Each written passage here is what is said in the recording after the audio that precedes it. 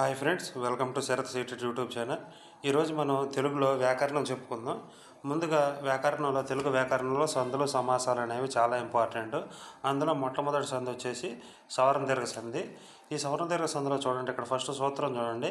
ఆ ఈ ఊ రూలకు సవర్ణమైన అంటే సమానమైనటువంటి అచ్చులు పరమైతే దీర్ఘాలు ఏకాదేశమగును. ఇది సూత్రం అనమాట. ఆ సూత్రానికి సంబంధించి ఇక్కడ పట్టిక రాశాను. ఆ పట్టిక అనేది నేను ఎగ్జాంపుల్ రాసి ఆ ఎగ్జాంపుల్ ఆధారంగా నేను మీకు చెప్తాను. అప్పుడు మీకు ఈజీగా అర్థమవుతుంది అనమాట. ఇక్కడ చూడండి, ఒక ఎగ్జాంపుల్ తీసుకుందాం. రామాలయం. మన ఎగ్జాంపుల్ వచ్చేసి రామాలయం. ఈ రామాలయం అనే పదాన్ని ఏ విధంగా విడదీసుకుంటాం మనం? రామ ప్లస్ ఆలయం అని విడదీసుకుంటాం. అయితే ఇక్కడ ఈ రామ అనేది పూర్వపదం. దీన్ని పూర్వపదం అంటారు. ఈ ప్లస్ తర్వాత ఉన్నటువంటి దాన్ని పరపదం అంటాం. ఈ ప్లస్ తర్వాత ఉన్నటువంటి పదం పరపదం అనమాట.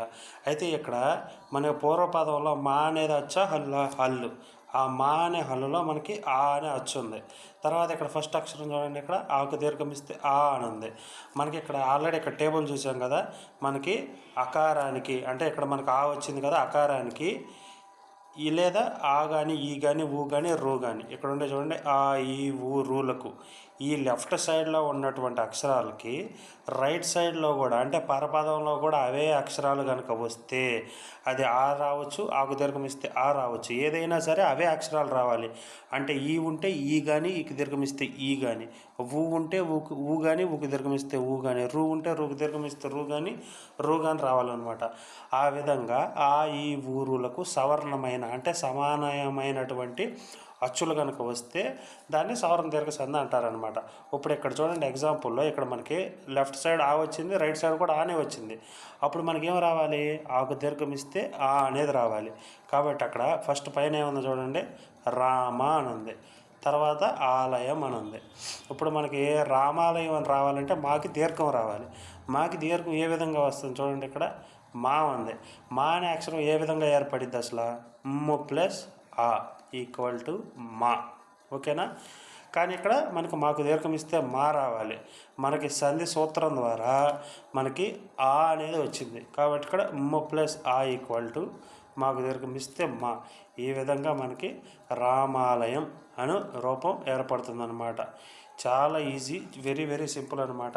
కష్టమే కాదు, చాలా ఈజీగా ఉంటుంది. నేను ఇంకా ఎగ్జాంపుల్స్ చెప్పే కొంది మీకు ఇంకా చాలా ఈజీ అయిపోద్ది. ఒక్కొక్క లెటర్ మీద ఒక్కొక్క ఎగ్జాంపుల్ చెప్తాను, మీరు చూడండి ఒకసారి. ఇప్పుడు ఆతో అయిపోయింది కదా, ఇప్పుడు ఊతో చెప్పుకుందాం. ఒక ఎగ్జాంపుల్ చెప్పుకుందాం. భానుదయం ఉంది. ఇక్కడ మనం ఏ విధంగా విడదీసుకుంటాం? భాను ప్లస్ ఉదయంగా విడదీసుకుంటాం. భానుదయం. మనం చెప్పుకున్నట్టుగా ఇది పూర్వపదం, ఇది పరపదం. ఈ పూర్వపదంలో నువ్వు అనేది హల్లే కదా, ఆ నుంచి అవ్వ వరకు అచ్చులు, ఆ తర్వాత కా నుంచి మిగిలినవన్నీ హల్లులు. కాబట్టి నువ్వులో ఏ అచ్చు ఉంది? నువ్వులో ఊ అనే అచ్చు ఉంది. దానికి ఏ అచ్చుపరమైంది? ఊ అనే అచ్చుపరమైంది. అప్పుడు ఏం రావాలి? దీర్ఘం రావాలని ఆల్రెడీ మనం చెప్పుకున్నాం. ఇక్కడ టేబుల్లో ఉంది కదా, ఊకి ఊ పరమైతే ఏమైంది? ఊకి దీర్ఘం ఇస్తే ఊ వచ్చింది. అదేవిధంగా ఇక్కడ కూడా ఊకు దీర్ఘం ఇస్తే ఊ వచ్చింది. మనకి ఇక్కడ చూడండి, నూకు దీర్ఘం ఉంది. ఇప్పుడు నూకు దీర్ఘం రావాలంటే మామూలుగా ను అనేది ఏ విధంగా ఏర్పడిద్ది? ను ప్లస్ ఊ ఈక్వల్ టు ను. అదేవిధంగా నూకు దీర్ఘం రావాలంటే ఇన్ను ప్లస్ ఇక్కడ మనకి సూత్రం ద్వారా ఊకు దీర్ఘం వచ్చింది కాబట్టి నువ్వు అనమాట. ఈ విధంగా మనకి భానుదయం చూసారా ఎంత ఈజీగా ఉన్నాయో? వెరీ వెరీ ఈజీ అనమాట. ఈజీగా నేర్చుకోవచ్చు. ఇంకొక ఎగ్జాంపుల్ చెప్తాను చూడండి. రూ మీద ఒక ఎగ్జాంపుల్ చెప్తాను. పితృణము అని ఉంది. ఒక ఎగ్జాంపుల్ చూడండి. పితృణము అని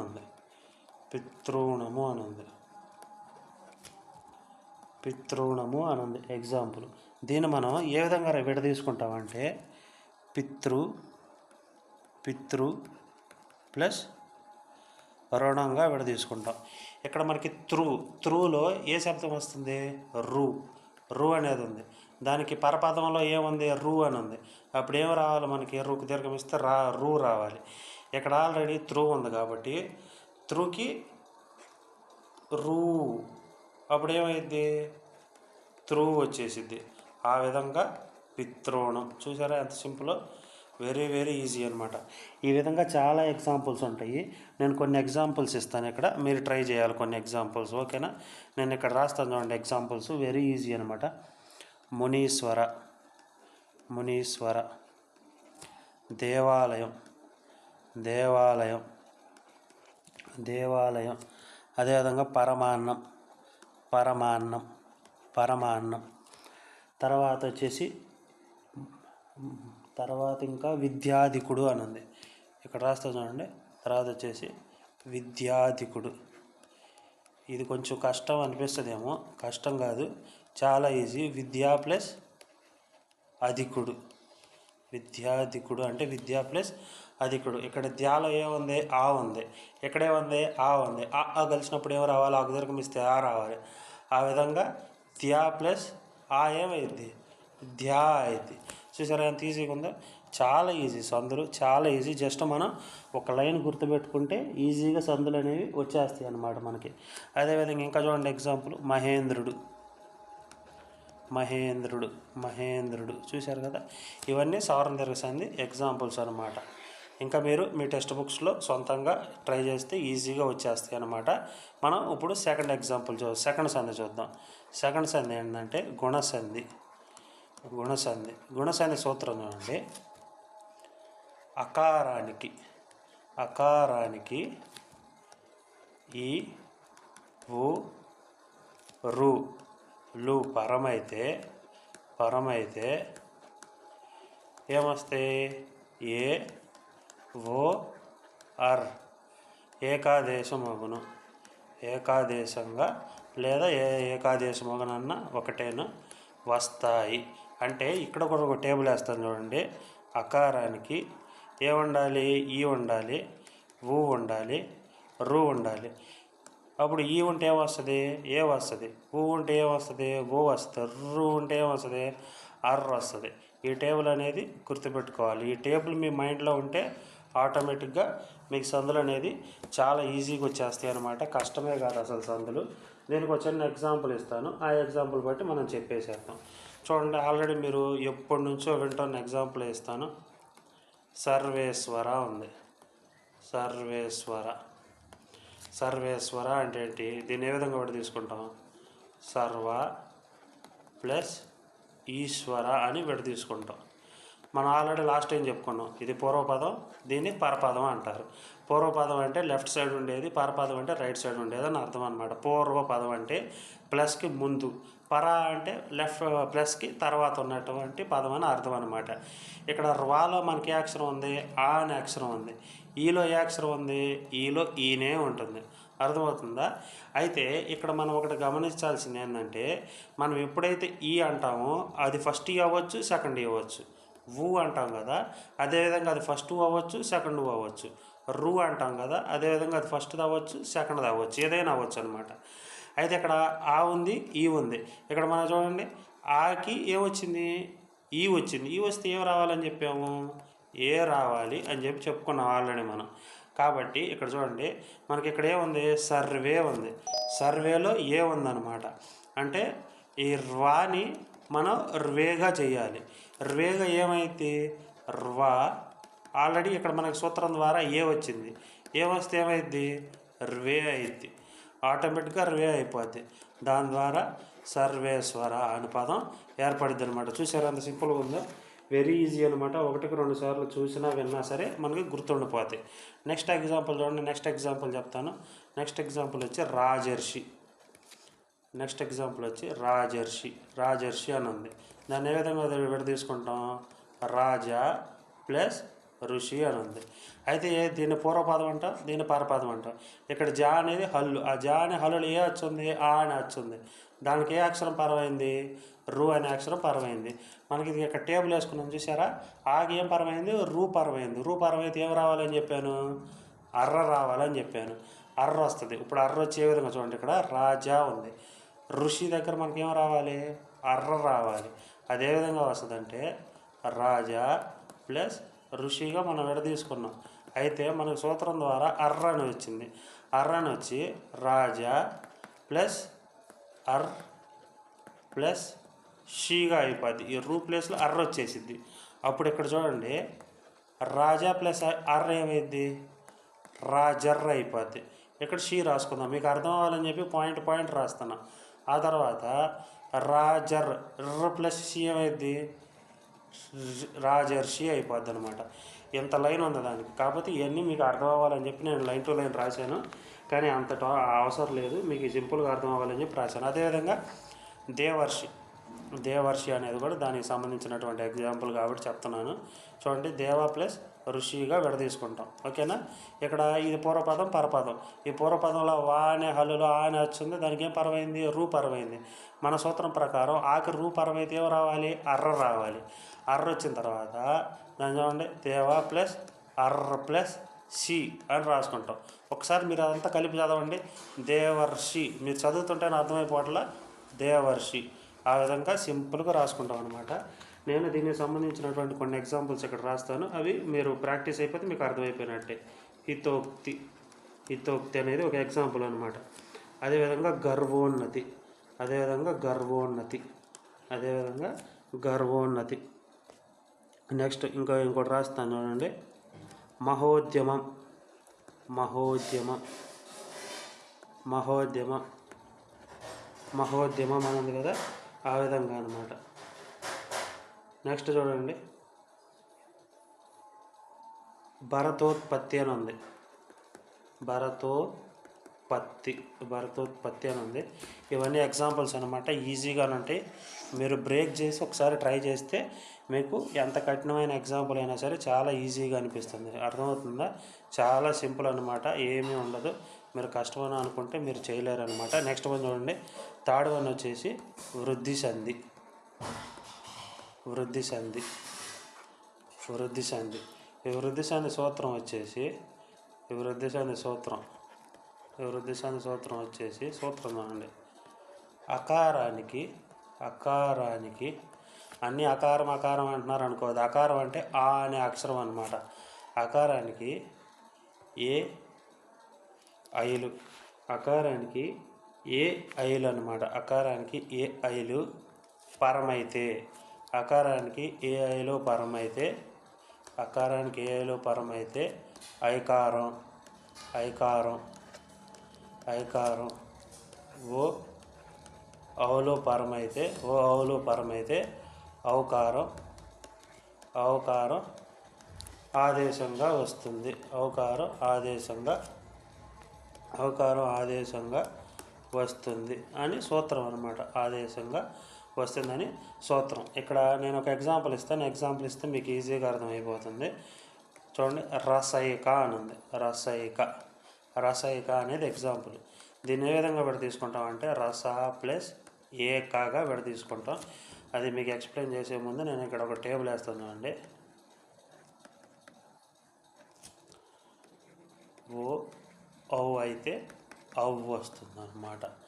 ఇక్కడ మీకు టేబుల్ వేస్తే, ప్రతిదానికి ఒక టేబుల్ వేస్తే మీకు ఈజీగా అర్థమైపోద్ది అనమాట. చూడండి ఎంత ఈజీగా ఉంటుందో మీరు చూడండి. రసయిక, ఇది పూర్వపదం, ఇది పరపదం. మనం అనుకున్నట్లు పరపదంలో సా అనేది హల్లులో ఏ వచ్చుంది? ఆ అని వచ్చుంది. దానికి ఇక్కడ ఏ అక్షరం పరమైంది? ఏ అని అక్షరం పరమైంది. ఇక్కడ చూడండి, మనం ఆల్రెడీ టేబుల్ వేసాం. అకారానికి ఏ పరమైనా ఐ పరమైన ఏం రావాలి? ఐ రావాలి. కాబట్టి అకారానికి ఏ పరమైంది కాబట్టి ఇక్కడ ఐ వచ్చింది. ఇప్పుడు ఇక్కడ మనకి చూడండి, ఇక్కడ సా ఉంది. ఈ సాని మనం ఏం చేయాలి? సై చేయాలి. అక్కడ స్ ప్లస్ ఐ ఏమైంది? ఇక్కడ మనకు ఐ వచ్చింది. ఇస్ ప్లస్ ఐ ఏమైంది? సై అయింది. ఆ విధంగా మనకి రసయిక. చూసారా ఎంత సింపుల్గా ఉంది అసలు ఎగ్జాంపుల్. వెరీ వెరీ సింపుల్ అనమాట, కష్టమే ఉండదు, మీరు ఈజీగా నేర్చుకోవచ్చు. అదేవిధంగా ఇంకొక ఎగ్జాంపుల్ చెప్తాను రెండవ దాని మీద. వనౌషధి అని ఉంది, వనౌషధి అని ఉంది. వనౌషధి అంటే దీన్ని ఏ విధంగా కూడా తీసుకుంటాం చూడండి, వన ప్లస్ ఏ విధంగా కూడా తీసుకుంటాం? వన ప్లస్ ఓషధిగా విడదీసుకుంటాం, వన ప్లస్ ఓషధిగా విడదీసుకుంటాం. ఇది పూర్వపదం, ఇది పరపదం. పూర్వపదంలో నా అనే హల్లులో ఏముంది? ఆ అని వచ్చుంది. అదేవిధంగా పక్కన ఓ ఉంది. ఆల్రెడీ నేను ఇక్కడ టేబుల్ వేసాను. ఆకి ఓ పరమైతే ఏం రావాలని ఉంది? ఔ రావాలని ఉంది. అప్పుడు ఇక్కడ ఏమొస్తుంది? ఔ వచ్చేసింది మనకి. ఓకేనా? ఔ వచ్చింది. ఇక్కడ కూడా చూడండి, మనకి నవ్వు అనేది ఉంది. ఈ నాని మనం నవ్వుగా చేయాలి. నా అనేది ఎలా ఏర్పడుతుంది అసలు? ఎన్ ప్లస్ ఆ ఈక్వల్ టు నా. అదేవిధంగా ఎన్ ప్లస్ ఔ ఈక్వల్ టు ఏమైద్ది? నవ్వు అయింది. ఆ విధంగా వనౌషధి, వనౌషధి అని ఏర్పడుతుంది. చూసారా ఎంత సింపుల్గా ఉందా? Very simple. మనం ఒకసారి నేర్చుకోవడం స్టార్ట్ చేస్తే చాలా ఈజీ అనమాట. తెలుగు గ్రామర్ చాలా కష్టం అనుకుంటాం, అర్థం కావట్లేదు అనుకుంటాం, కానీ ఒకసారి మనం కాన్సన్ట్రేట్గా వింటే అది ఈజీగా అర్థమైపోతుంది అనమాట. నెక్స్ట్ మనం చూడండి, నెక్స్ట్ ఎగ్జాంపుల్ చూడండి ఒకసారి. దివ్యౌషధము అని ఉంది. నెక్స్ట్ ఎగ్జాంపుల్ వచ్చేసి దివ్యౌషధము అని ఉంది. దివ్యౌషధము అని ఉంది.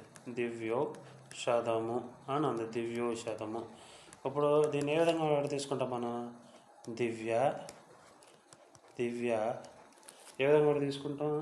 దివ్య ప్లస్ ఔషధముగా విడ తీసుకుంటాం. దివ్య ప్లస్ ఔషధముగా విడ తీసుకుంటాం.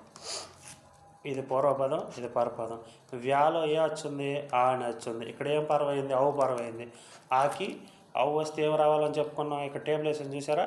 ఆకి అవ్వు వస్తే అవ్వే రావాలి, కాబట్టి ఇక్కడ అవ్వు వస్తుంది.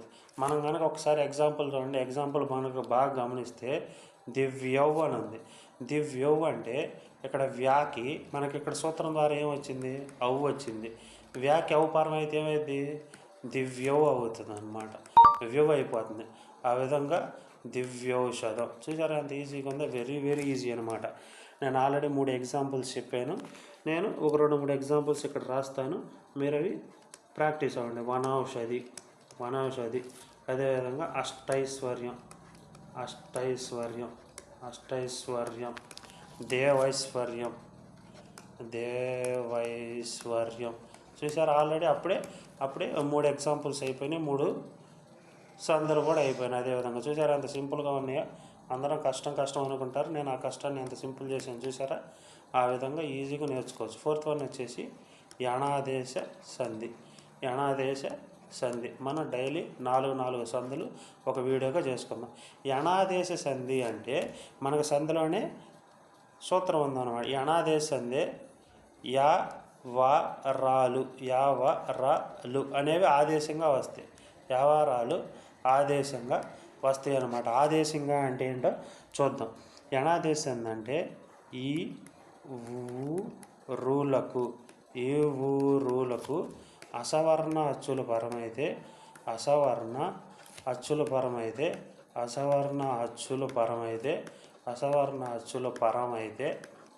ఈ ఊరులకు అసవర్ణమైన అచ్చుల పరమైతే చూడండి, యావారాలు ఆదేశంగా వస్తాయి అని అర్థం అనమాట.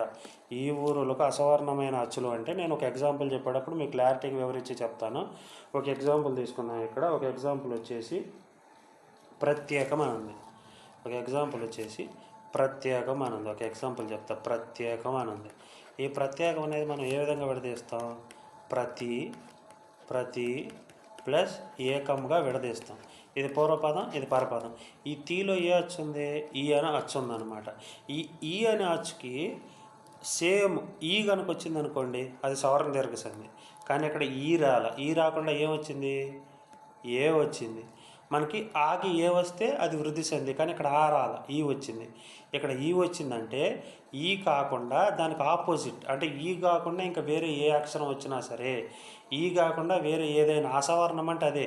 అంటే ఇక్కడ ఉన్న అక్షరము ఇక్కడ ఉండదు అనమాట, దీనికి ఆపోజిట్గా ఉంటుంది. దీనికి ఆపోజిట్ వచ్చింది ఇక్కడ ఈ ఉందనుకోండి, ఇక్కడ ఆనో ఈనో యానో ఏదో ఒకటి ఉండొచ్చు అనమాట. ఆ విధంగా చూడండి, ఇక్కడ ఒక టేబుల్, ఇది కూడా టేబులే. ఈ ఊరులకు అసవర్ణం అంటే వేరేది. అసవర్ణం అంటే వేరే అక్షరం. వేరేది వస్తే ఏం రావాలి? ఈకి యా రావాలి, ఊకి వా రావాలి, రూకి రా రావాలి. ఈ విధంగా ఇది కూడా ఒక టేబుల్ అనమాట. రూకి రా రావాలి. అప్పుడు ఇక్కడ చూడండి, ఆటోమేటిక్గా ఈకి ఏ వస్తే ఏం రావాలి? యా రావాలి అని చెప్పా. యా రావాలి. ఇక్కడ చూడండి ఆల్రెడీ ప్రతి ప్లస్ ఏకం అనమాట. అక్కడ చూడండి తీకి యా పరమైతే ఏమైంది? కీ అయింది. ఓకేనా? దానికి ఇక్కడ పరపదంలో ఏముంది? ఏ ఉంది. తీకి ఏ పరమైతే ఏమైంది? తే అవుతుంది. అర్థమవుతుందా? ఆ విధంగా అనమాట. ఆ విధంగా ప్రత్యేకం అనేది ఏర్పడుద్ది. పదం అనేది ఆ విధంగా ఏర్పడుద్ది. ఇంకొక ఎగ్జాంపుల్ చేస్తే మీకు ఇంకా ఈజీగా అర్థమవుతుంది అనమాట. ఇంకొక ఎగ్జాంపుల్ వచ్చేసి అభ్యుదయము అని ఉంది. అభ్యుదయం అభ్యుదయం అని ఉంది. దాన్ని ఏ విధంగా విడదీసుకుంటామంటే అభి ప్లస్ ఉదయం అని ఉంది. అభి ప్లస్ ఉదయం అని ఉంది. ఇక్కడ ఏమొచ్చింది? ఈ వచ్చింది. ఇక్కడ ఏమొచ్చింది? ఊ వచ్చింది. రివర్స్లో వచ్చింది. అంటే ఇక్కడ ఉన్న అక్షరం ఇక్కడ లేదు. అంటే ఇక్కడ ఈ వస్తే ఏం రావాలి? యా రావాలన్నది ఆల్రెడీ మనకు ఉంది. అయితే ఇక్కడ మనకి బి ఉంది. ఈ బీని మనం ఏం చేయాలి? వ్యూ చేయాలి. బీని వ్యూ చేయాలంటే ఇక్కడ బి ఉంది, ఇక్కడ ఊ ఉంది. ఇక్కడ బి ప్లస్ ఊ ఏమైద్ది? భూ అయింది. ఇక్కడ మనకేమొచ్చింది? సూత్రం ద్వారా యా వచ్చింది. అయితే ఇక్కడ ఉన్న భూకి భూ ప్లస్ యా ఏమైద్ది? వ్యూ అయింది. అర్థమవుతుందా? ఆ విధంగా అభ్యుదయం అనే పదం ఏర్పడుతుంది అనమాట. చూసారా ఎంత ఈజీగా ఉందా? అది నేను ఒక 2-3 ఎగ్జాంపుల్స్ ఇస్తాను, మీరు ట్రై చేయండి. ఇంకొక ఎగ్జాంపుల్ నేను చెబుతాను. స్వాగతం అని ఉంది. ఇది మీకు ఎగ్జాంపుల్ ఇస్తే మీరు కన్ఫ్యూజ్ అవుతారు. స్వాగతం అని ఉంది. దాన్ని ఏ విధంగా రాస్తాం? సు ప్లస్ ఆగతంగా రాస్తాం అన్నమాట. ఇక్కడ సూలో ఏముంది? ఊ ఉంది. ఇక్కడ ఏముంది? ఆ ఉంది. ఇక్కడ ఉన్న అక్షరం ఇక్కడ లేదు. కాబట్టి ఊ వస్తే ఏం రావాలని చెప్పాను? వా రావాలని చెప్పాను. మీరు ఇక్కడ టేబుల్ చూడండి. ఊ వస్తే ఏం రావాలని చెప్పాను? ఊకి వా రావాలని చెప్పాను. సేమ్ ఇక్కడ ఊ వచ్చింది కాబట్టి మనకు వా వచ్చింది ఆల్రెడీ. ఇక్కడేముంది? సు ఉంది. ఈ సూకి ఇక్కడ ఏముంది? ఆ ఉంది. స్ ప్లస్ ఆ ఈక్వల్ టు సా అయిపోయింది. ఇప్పుడు మనకి సూత్రం ద్వారా వా వచ్చింది కాబట్టి ఇస్ ప్లస్ వా ఏమైంది? స్వా అయింది. ఇక్కడ ఆల్రెడీ సా వచ్చేసింది కాబట్టి ఇస్ ప్లస్ ఆ స్వా అయింది. ఇక్కడ దీర్ఘం ఇక్కడ తీసేసుకుంటే స్వాగతం. అర్థమవుతుందా? చూసారా ఎంత ఈజీగా అర్థమవుతుందా? చాలా ఈజీ అనమాట. మీరు 1-2 సార్లు వింటే మీరు ఈజీగా గుర్తుండిపోతాయి. నెక్స్ట్ ఇంకోటి చూడండి, నేను మీకు ఇవి ఇంటి హోంవర్క్ లాగా అనమాట. అత్యద్భుతం అదేవిధంగా ప్రత్యుత్తరం